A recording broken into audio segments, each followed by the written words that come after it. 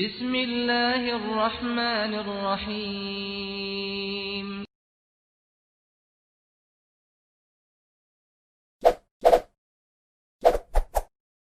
Subscribe, like, and share. إله إلا الله وحده لا شريك له وأشهد أن محمدا عبده ورسوله لا نبي بعده اللهم صل على نبينا محمد وعلى آله وأصحابه ومن تبعهم بإحسان إلى يوم القيامة. Sebelumnya saya ingin ngecek apa suara saya bisa diterima dengan baik. Bisa, Tat. Alhamdulillah. Saya mau menampilkan materi, mohon dijadikan sebagai co-host.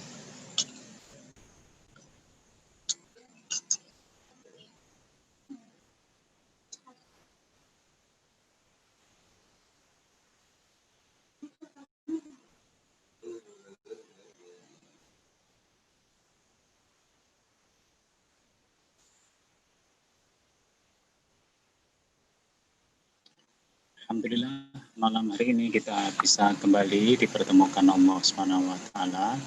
Semoga pertemuan kita pada malam hari ini mendapatkan rahmat, maghfirah dan barokah dari Allah Subhanahu wa taala. Salawat dan salam kita haturkan kepada junjungan kita Nabiullah Muhammad sallallahu alaihi wasallam, kepada para keluarga, para sahabat, dan para pengikut beliau ila yaumil qiyamah. Materi kita malam ini adalah asasu amaliyatit takwin, yaitu dasar-dasar aktivitas takwiniyah atau pembinaan. Nah, dasar aktivitas pembinaan kita ambilkan dari surat At-Taubah ayat yang ke-11, 111. Ayat ini berbunyi, Innallaha ashtara minal mu'minina anfusahum wa amwalahum bi anna lahumul jannah. Yang artinya adalah sesungguhnya Allah Subhanahu wa taala telah membeli dari orang-orang yang beriman itu diri dan harta mereka dengan memberikan surga untuk mereka. Jadi pembukaan ayat ini menceritakan perumpamaan jual beli. Ada penjual, ada pembeli. Siapakah pembelinya? Pembelinya adalah Allah Subhanahu wa taala. Siapakah yang menjual? Yang menjual adalah orang-orang yang beriman. Orang beriman menjual apa? Orang beriman itu menjual anfusahum wa amwalahum, yaitu jiwa dan harta mereka. Ya, kata-kata jiwa ini maksimal adalah nyawa yang ada di dalam diri kita. Tetapi yang dimaksud jiwa juga termasuk adalah tenaga, pikiran, perasaan, ya, waktu, ya, kemampuan, ya. Nah, itu termasuk jiwa. Ya. Ini yang kita jual kepada Allah Subhanahu wa taala. Walaupun sebenarnya apa yang kita jual itu adalah juga miliknya Allah Subhanahu wa taala. Nah, gitu ya. Jadi biasanya yang penjual itu adalah barang miliknya. Cuman lucunya ini kita menjual sesuatu yang sebenarnya itu juga miliknya Allah Subhanahu wa taala. Cuman saat ini dititipkan kepada kita, yaitu jiwa dan harta. Lalu Allah membelinya dengan apa? Maka Allah membelinya dengan surga. Jadi ini jual beli. Peribaratannya atau perumpamaannya jual beli. Ya, Allah sebagai pembelinya, ya, kaum mukminin itu penjualnya, yang dijual adalah jiwa dan hartanya, dan Allah membelinya dengan surga. Apa kemudian proses jual beli itu? Ya, kan ada prosesnya jual beli. yaitu yuqatiluna fi sabilillah fayaqtuluna wa yuqtalun. Proses jual belinya adalah yuqatiluna fi sabilillah. Mereka berperang di jalan Allah Subhanahu wa taala. Kalau memakai kata-kata jihad memang artinya umum, tetapi ayat ini tidak bisa ditafsirkan lain, yaitu yuqatiluna fi sabilillah, yaitu berperang, mereka itu berperang di jalan Allah Subhanahu wa taala. Ini adalah proses jual belinya. Di dalam perang itu kita menjual jiwa kita dan harta kita. Kita menjual diri kita, menjual pikiran, perasaan, waktu, tenaga, ya, dan juga harta kita di jalan Allah Subhanahu wa taala. Dan pilihannya hanya ada dua, fayaqtuluna wa yuqtalun, yaitu membunuh atau terbunuh. Kalau membunuh berarti kita masih hidup, musuh yang akan tewas. Kalau terbunuh, maka musuh yang hidup, kita yang syahid fi sabilillah. Ya, jadi pilihannya itu. Tidak ada pilihan lain. Wa'dan alaihi haqqan fit Taurati wal Injili wal Qur'an. Hal itu sudah menjadi janji yang benar di sisi Allah Subhanahu wa taala yang tertera di dalam kitab Taurat, Injil, dan Al-Qur'an. Jadi peperangan itu bukan hanya Islam yang ada syariatnya, tapi syariat peperangan itu juga ada di dalam kitab Taurat, Injil, dan Al-Qur'an. Dan peperangan di jalan Allah itu adalah proses jual beli yang dilakukan oleh Allah Subhanahu wa taala sebagai penjualnya dan orang-orang beriman sebagai Allah sebagai pembelinya dan orang-orang beriman sebagai penjualnya. Wa man aufa bi ahdihi minallah, dan siapakah yang lebih menepati janjinya daripada Allah Subhanahu wa taala. Nah, ini masalah keimanan. Ya, keimanan seorang mukmin itu adalah percaya bahwa Allah pasti akan memenuhi janji. Nah, janji Allah adalah membeli kita, jiwa dan harta kita itu akan dibeli oleh Allah dengan ganti atau pembayarannya berupa surga. Ya, dan Allah menantang. Tantangan Allah adalah wa man aufa bi ahdihi minallah. Siapa yang lebih menepati janjinya daripada Allah Subhanahu wa taala. Nah, makanya kita itu enggak mempunyai jiwa dan harta, itu hanyalah titipan Allah Subhanahu wa taala kepada diri kita. Dan ketika kita melakukan transaksi jual beli dengan Allah Subhanahu wa taala melalui perang di jalan Allah Subhanahu wa taala, maka Allah berjanji akan mengganti dengan surga. Ya. Mengganti dengan sesuatu yang jauh lebih hebat. Kenapa? Karena surga itu adalah baqo, yaitu kekal. Sementara jiwa dan harta kita itu fana, ya, pasti akan musnah. Kita diganti dengan sesuatu yang baqo, yang kekal. Ya. Yang kedua, kita diganti dengan sesuatu yang kenikmatan yang lebih nikmat dari apa yang di dunia ini, yang belum pernah dilihat oleh mata, didengar oleh telinga, dan dirasakan oleh indera kita. Maka ayat penutupnya adalah fastabshiru, maka bergembiralah. Bibai'ikumul ladzi baya'tum bih, bergembiralah dengan jual beli yang kamu lakukan dengan Allah Subhanahu wa taala. Wadzalika huwal fauzul azim, dan itu adalah kemenangan yang besar.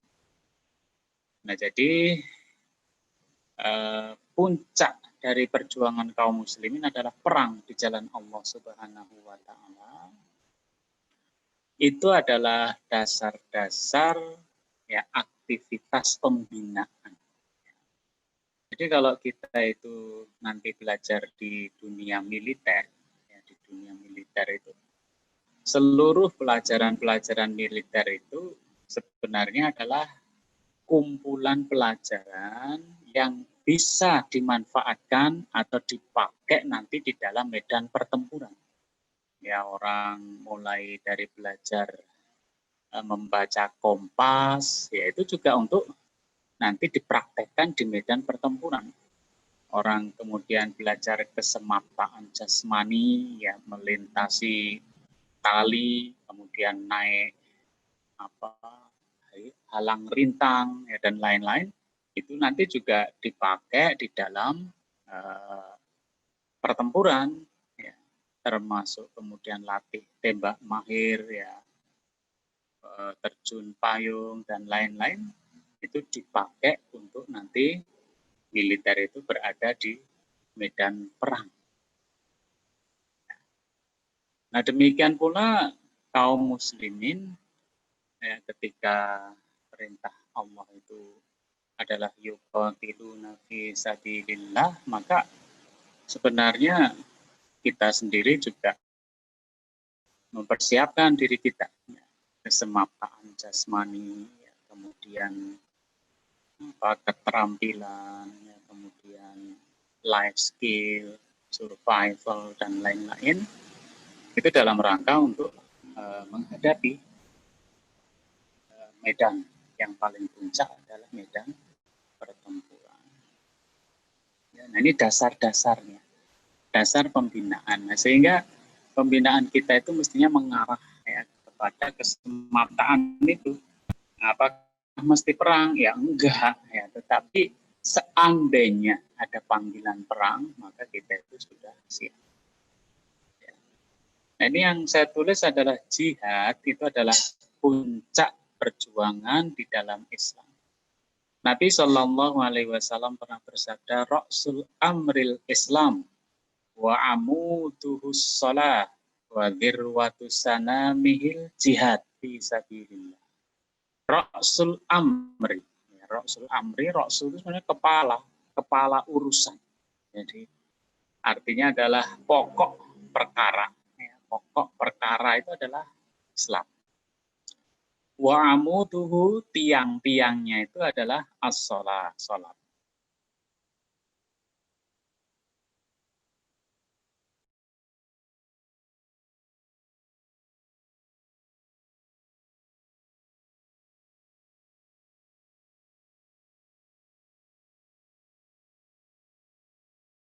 Puncak tertinggi, ya. Puncak tertingginya adalah al-jihad fi sabilillah, yaitu jihad di jalan Allah Subhanahu wa taala. Hadis sahih diriwayatkan oleh Imam Ahmad. Sedangkan dari sahabat Abu Hurairah radhiyallahu anhu, dia berkata, Rasulullah SAW pernah ditanya, ma ya'dilul jihad fi sabilillahi azza wa jalla. Amalan apa yang setara dengan jihad fi sabilillah? Maka Rasulullah SAW menjawab, la tastati'unahu. Ya, tidak ada amalan yang setara dengan jihad. Ya. Artinya tidak ada kalian itu mampu melakukan suatu amalan yang setara dengan jihad. Maksudnya gitu. Ya, ada enggak amalan yang setara dengan jihad? Rasulullah SAW bersabda, kamu tidak akan mampu melakukan amalan yang setara dengan jihad. Ya. Kemudian para sahabat mengulangi lagi sampai 3 kali. Ya. Dan setiap mereka bertanya, ada amalan yang bisa setara dengan jihad fi sabilillah? Maka Rasulullah SAW selalu menjawab, la tastati'unahu. Kalian tidak akan mampu melakukan amalan yang setara dengan jihad. Ya.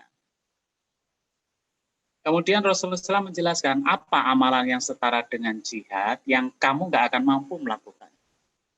Maka Rasulullah SAW menyebut masalul mujahidi fi sabilillah.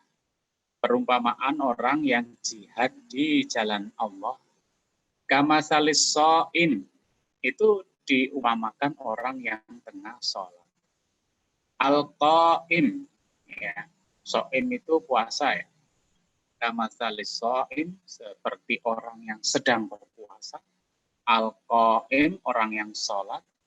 Al-qaniti bi ayatillah yang khusyuk, qanaah, ya, membaca ayat-ayat Allah Subhanahu wa taala.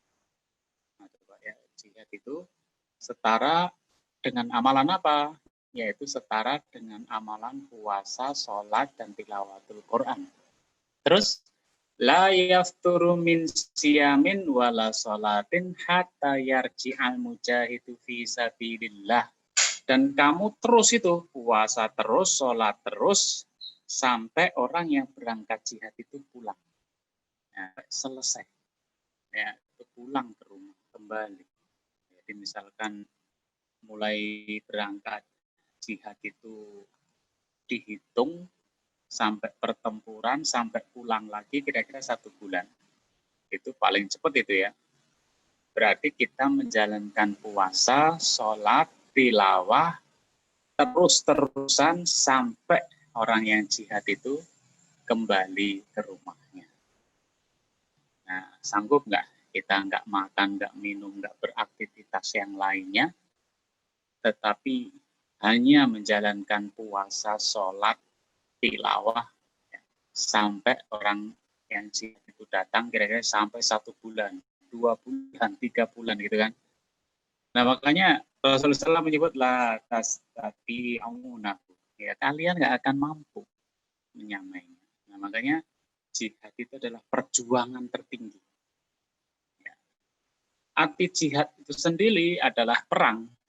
Ya, Rasulullah SAW itu pernah bersabda, jahidul musyriki nabi amwalikum wa anfusikum wa alsinatikum.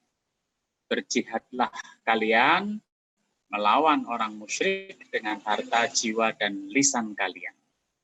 Hadis diriwayatkan oleh Imam Ahmad. Al-Hafiz Ahmad bin Ali bin Hajar al-Asqalani rahimahullah, wafat tahun 852 Hijriah, itu mengatakan jihad menurut syar'i adalah mencurahkan seluruh kemampuan untuk memerangi orang-orang kafir. Nah, gitu ya. Jadi jihad itu mencurahkan seluruh kemampuan, ya, akal, pikiran, tenaga, ya, waktu, ya, kemampuan ditambah dengan harta untuk memerangi orang-orang kafir. Itu jihad artinya adalah perang. Ya.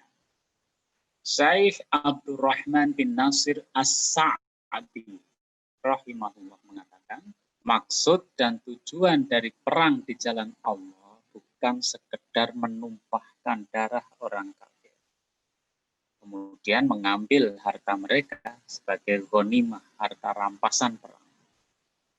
Akan tetapi tujuan perang di dalam Islam itu adalah supaya agama Islam ini tegak, ya, karena Allah di atas seluruh agama. Nah itu jadi seandainya nggak perang mereka sudahnya ya sudah ya. Dan menghilangkan semua bentuk kemusyrikan yang menghalangi tegaknya agama ini. Artinya, dan itu yang dimaksud dengan fitnah atau syirik. Artinya perang itu mengembalikan seseorang supaya beribadah kepada Allah Subhanahu wa taala. Jadi kalau Islam perang, kemudian yang diperangi itu masuk Islam, ya sudah hak dan kewajibannya sama. Mereka kemudian menjadi saudara sesama Muslim dan mereka menyembah kepada Allah Subhanahu wa taala. Kalau mereka tidak mau untuk masuk agama Islam, ya mereka jadi kafir dhimmi, yaitu orang kafir yang ada di bawah kekuasaan kaum muslimin. Ya, makanya di situ agar agama Islam ini tegak karena Allah di atas seluruh agama. Nah, gitu ya. Ini kalimatnya superlatif ya, kalimat yang tidak ragu-ragu lagi. Apabila fitnah kesyirikan itu sudah hilang, tercapailah maksud tersebut. Maka tidak ada lagi pembunuhan dan perang. Nah, gitu ya.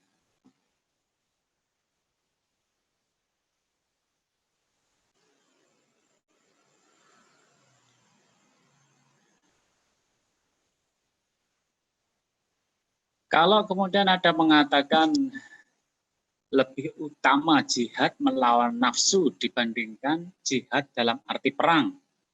Ini mari kita tempatkan ya.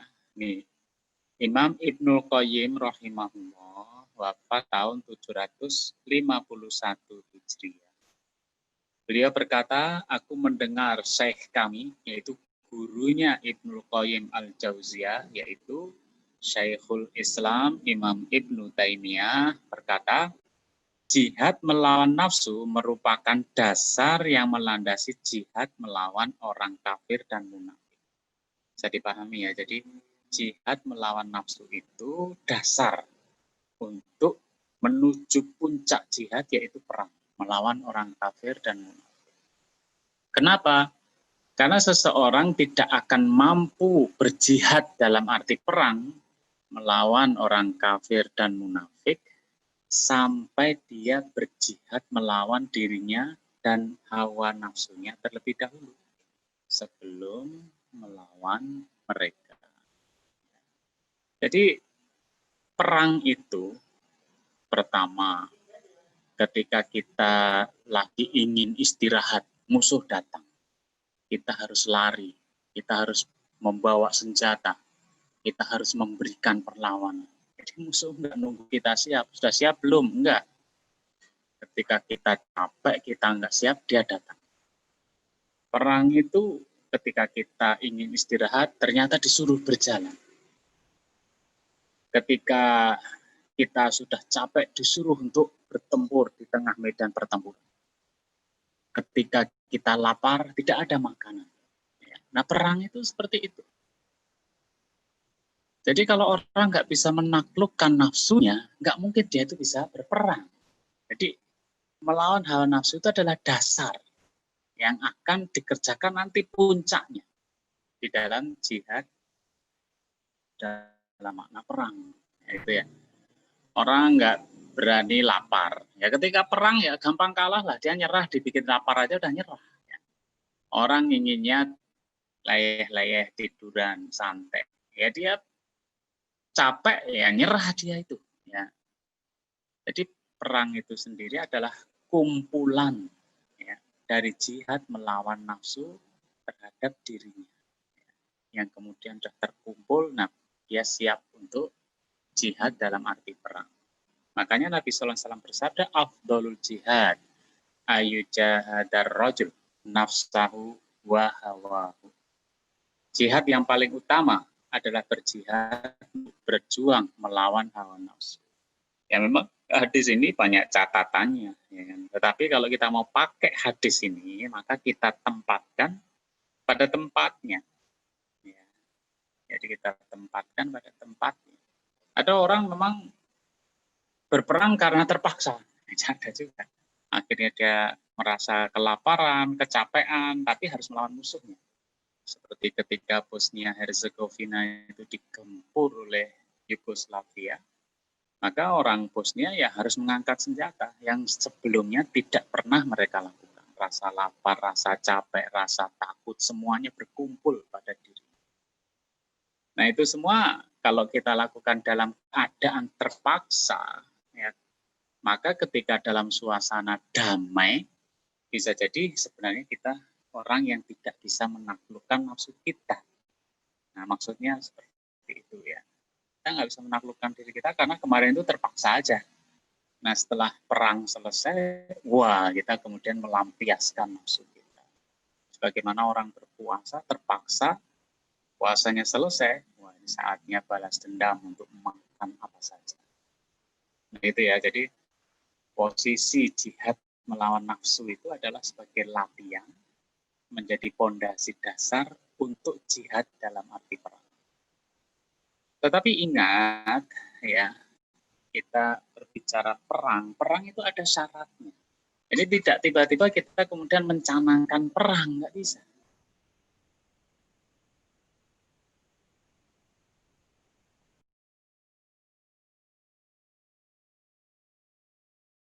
Nggak pernah beliau itu berperang dengan sesama orang Mekah.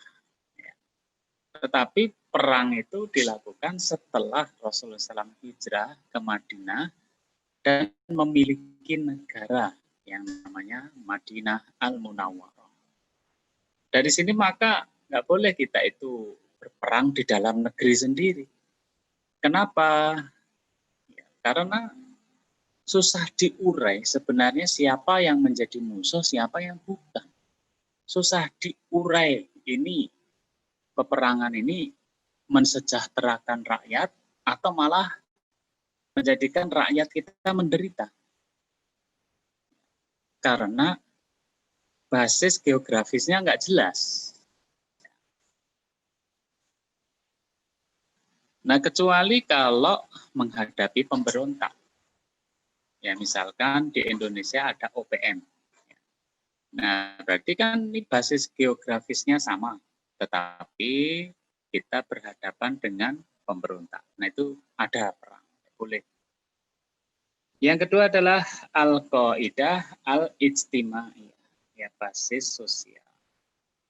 Ya, jadi kita harus memiliki penduduk. Yang penduduk itu menjadi warga negara ya, di negara kita. Nah, kita punya negeri tapi nggak punya penduduk. Ya, kita sekeluarga saja. Ya, mau mencanangkan perang sama siapa? Ya. Yang ketiga adalah al-quwah al-qadirah alal himayah, yaitu kekuatan yang mampu memberikan perlindungan. Kita punya negara, negaranya kecil, penduduknya sedikit, nggak terlatih militer, ya mencanangkan perang, itu namanya bunuh diri. Mati semua rakyat kita. Ya.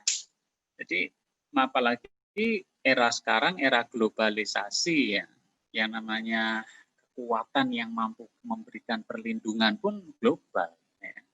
Perang kemarin Nagorno-Karabakh itu sudah masuk perang modern, sehingga Turki dengan persenjataannya membantu Azerbaijan ya, untuk melawan Armenia. Itu tentara Armenia duduk-duduk di pansernya, di kendaraan tempurnya, tiba-tiba ada peluru yang sudah sampai di situ.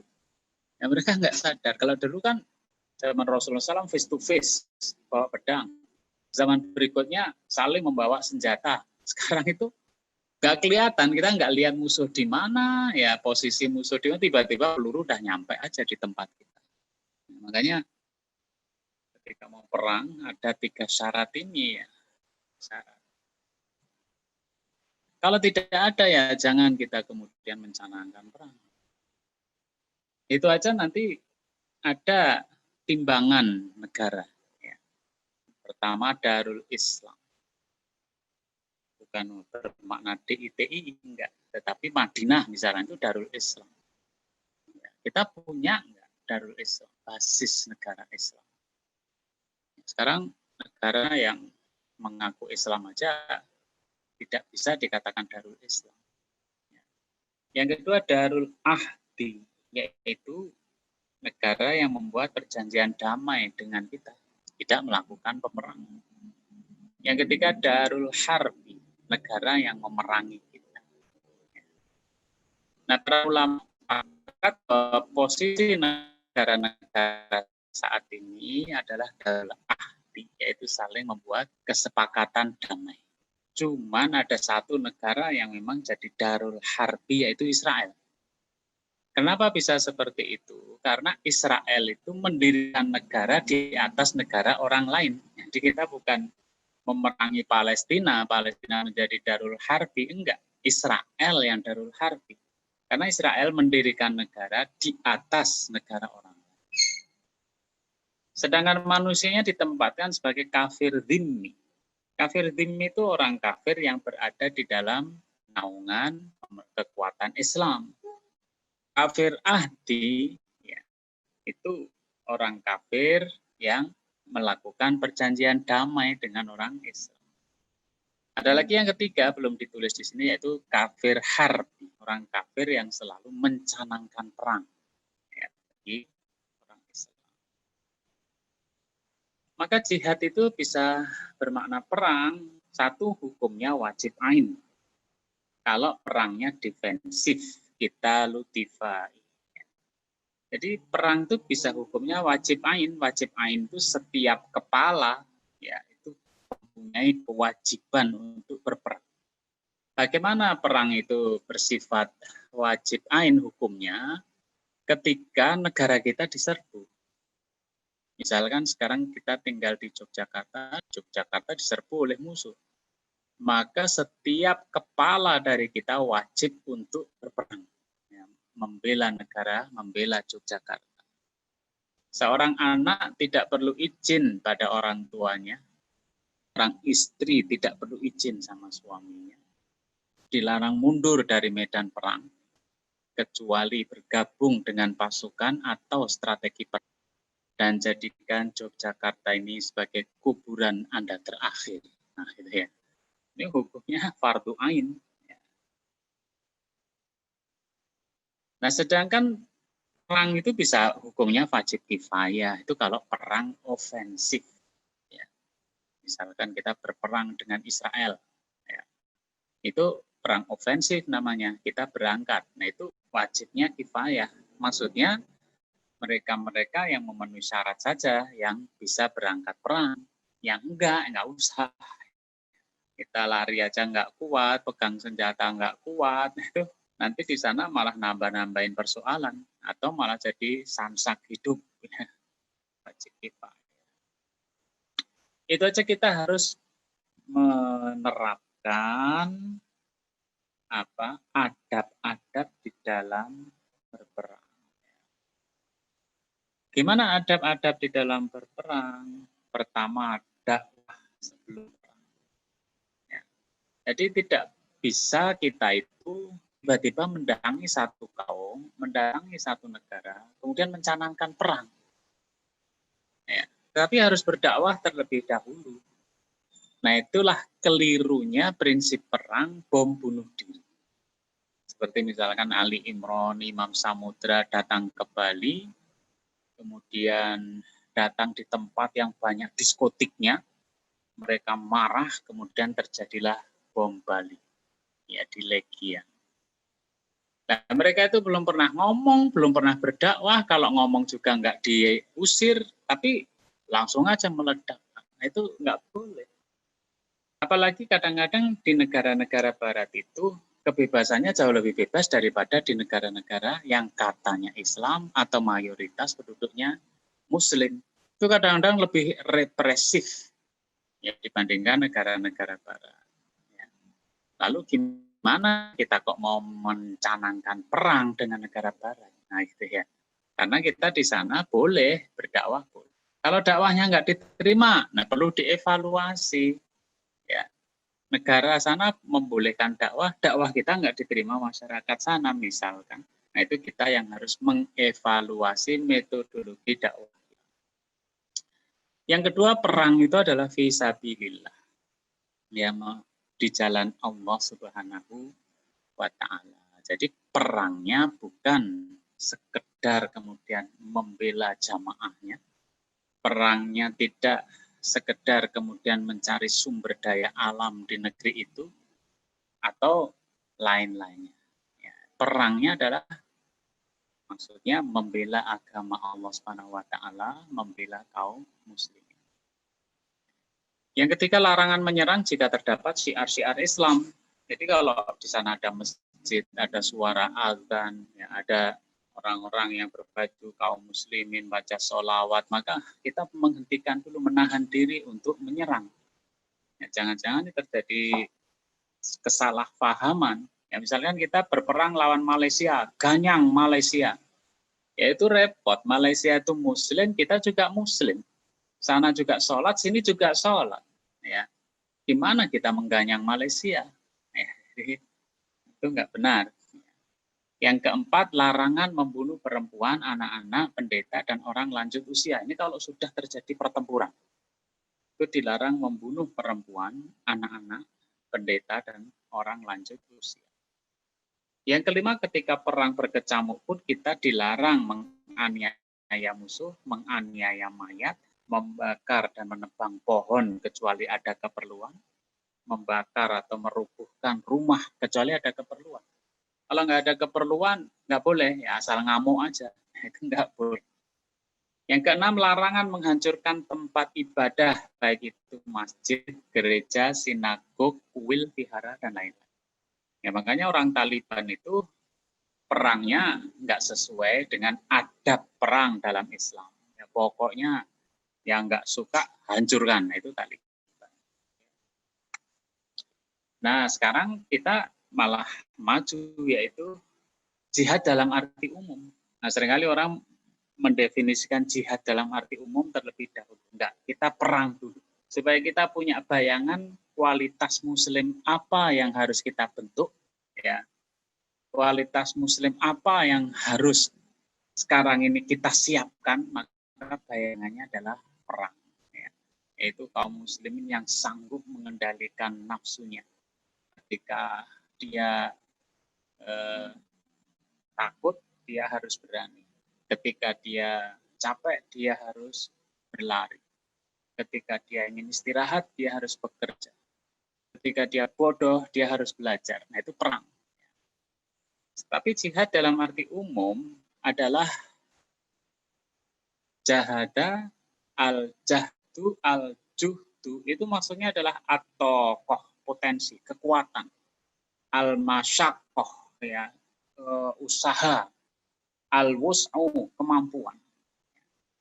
Artinya gitu, ya, potensi yang luar biasa.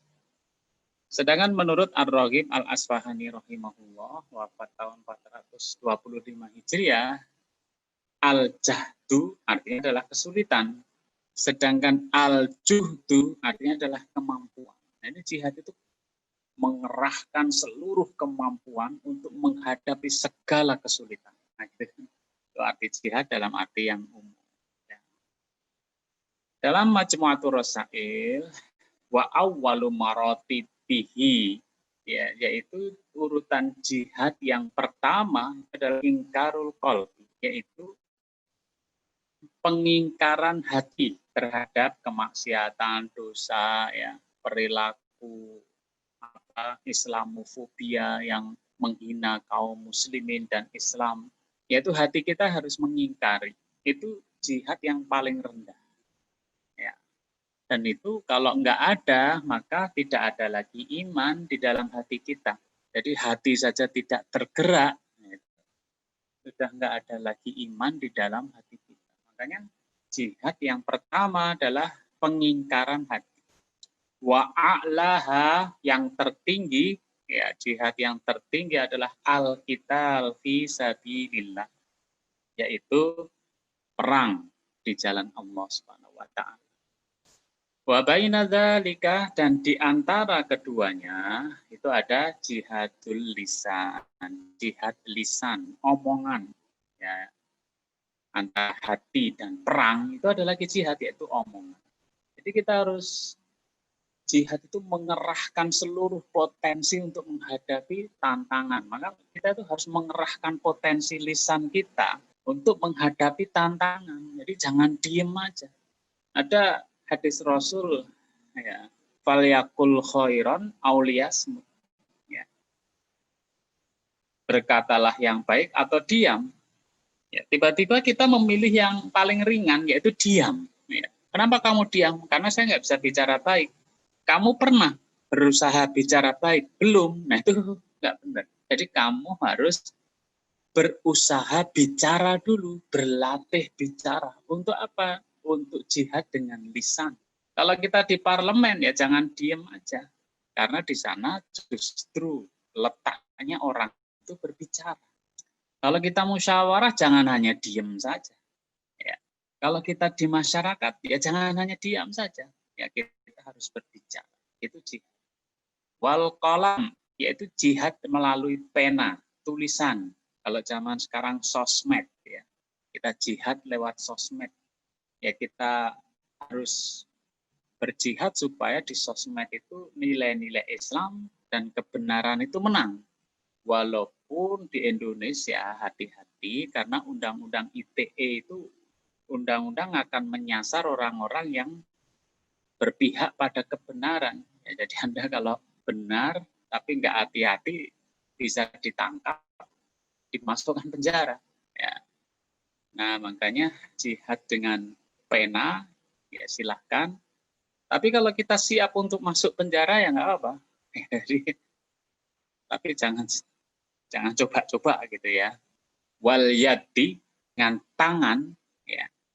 Nah, dengan tangan itu maksudnya dengan kekuasaan kita.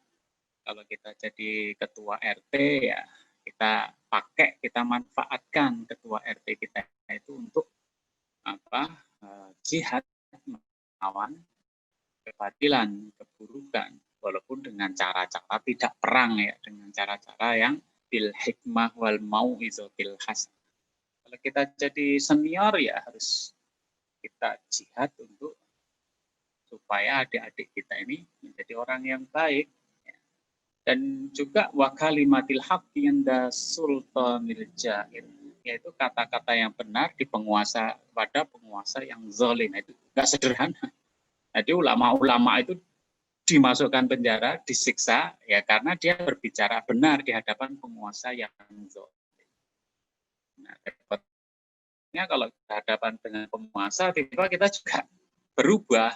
Jadi malah kita itu lisan kita dititipi pesan oleh penguasa. Ya orang pakai sorban ya itu bisa dititipi pesan oleh penguasa, kamu ngomongnya yang ini saja. Ya. Orang profesor ya dititipi pesan ya. Nah makanya itu maksud jihad yang berat, kalimatul haq inda sultanil jahil. Jadi sudah tahu ya posisinya. Tetapi jika kita berada dalam fase damai, bukan perang, maka Allah SWT melanjutkan tadi At-Taubah 111, sekarang At-Taubah 112, yaitu puncaknya jihad tadi. Kalau jihad dalam arti perang itu enggak terjadi di negara kita, maka kita jadilah orang yang at-taibunal abidun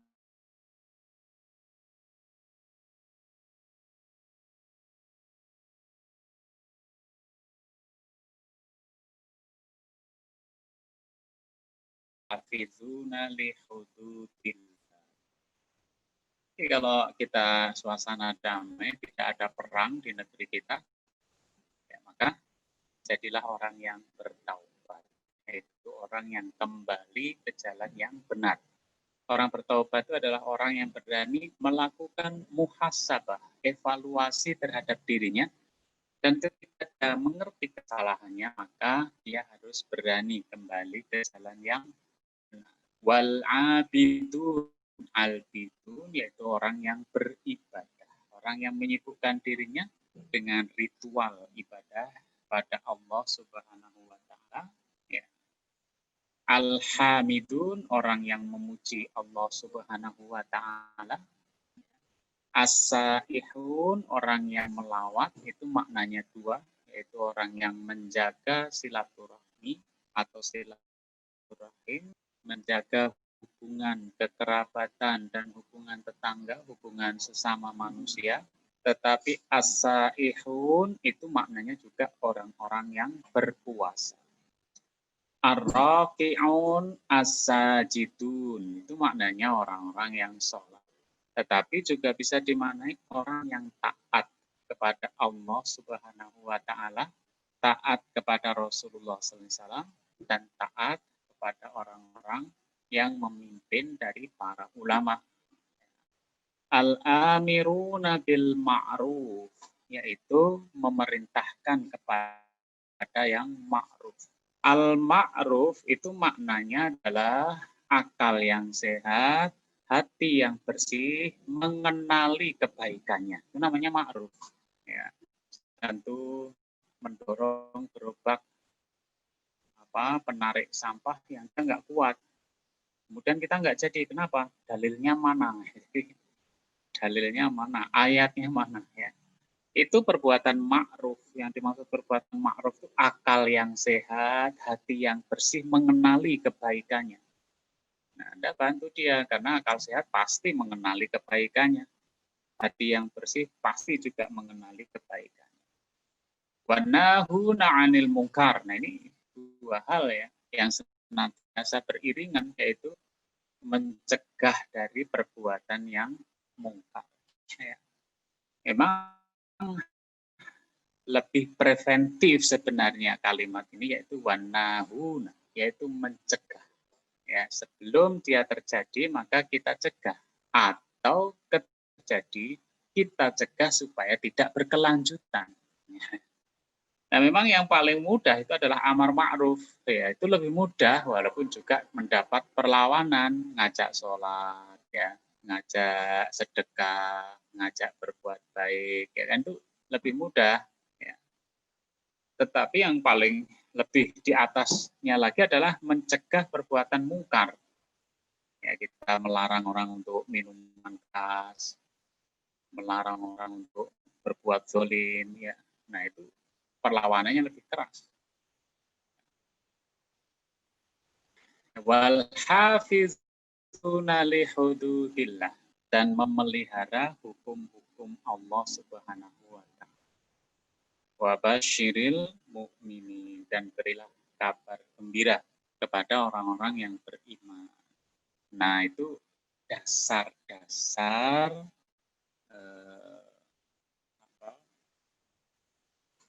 dasar-dasar aktivitas pembinaan.